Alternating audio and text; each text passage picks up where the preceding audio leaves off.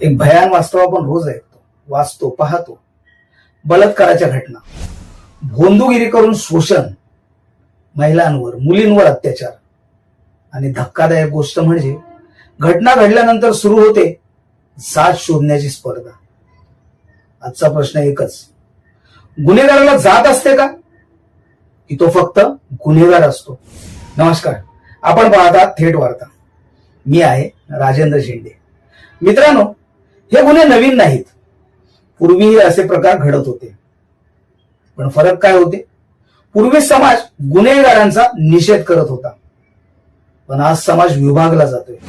घटना घडली की लगेच तो कोणत्या जातीचा, त्या समाजाचा आहे का, आपल्यावर अन्याय झाला, आणि मग सुरू होतो सोशल मीडियावर द्वेषाचा महापूर. परिणाम काय? मूळ मुद्दा बाजूला पडतो. पीडिताला न्याय मिळणं बाजूला राहतं आणि समाजात तेढ निर्माण होते.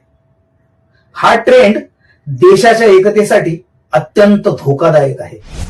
एक गोष्ट समजून घ्या, गुन्हेगाराला जात नसते, पीडितेला धर्म नसतो, अत्याचाराला कोणताही समाज पाठिंबा देत नाही. पण काही लोक स्वतःच्या अजेंड्यासाठी या घटनांचा वापर करतात आणि समाजाला भडकवतात, द्वेष पसरवतात, टीआरपी आणि व्ह्यूज मिळवतात. हे कोण आहेत? यांना ओळखा. हेच ते समाजद्रोही प्रवृत्तीचे लोक आहेत. कारण ते न्यायासाठी लढत नाहीत, ते समाज तोडण्यासाठी काम करतात. आज प्रत्येकाच्या हातात मोबाईल आहे, म्हणजेच प्रत्येक जण एक मीडिया आहे. पण प्रश्न असा आहे, आपण जबाबदारीने वागतो का? कोणतीही पोस्ट ज्यावेळेस येते ना, त्यावेळेस न विचार करता फॉरवर्ड, आणि मग तो व्हिडिओ व्हायरल होतो. यामुळे अफवा पसरतात, चुकीची माहिती वाढते, समाजात द्वेष वाढतो. म्हणून पोस्ट करण्यापूर्वी विचार करा, शेअर करण्यापूर्वी सत्य तपासा. आता प्रश्न शासन आणि प्रशासनाचा. गुन्हेगार कोणताही असो, त्याच्यावर तात्काळ आणि कठोर कारवाई झालीच पाहिजे.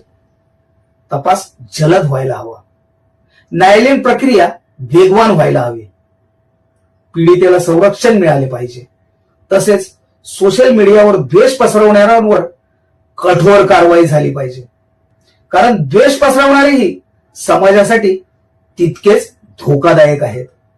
मित्रांनो, आपण ठरवलं तर समाज बदलणार आहे.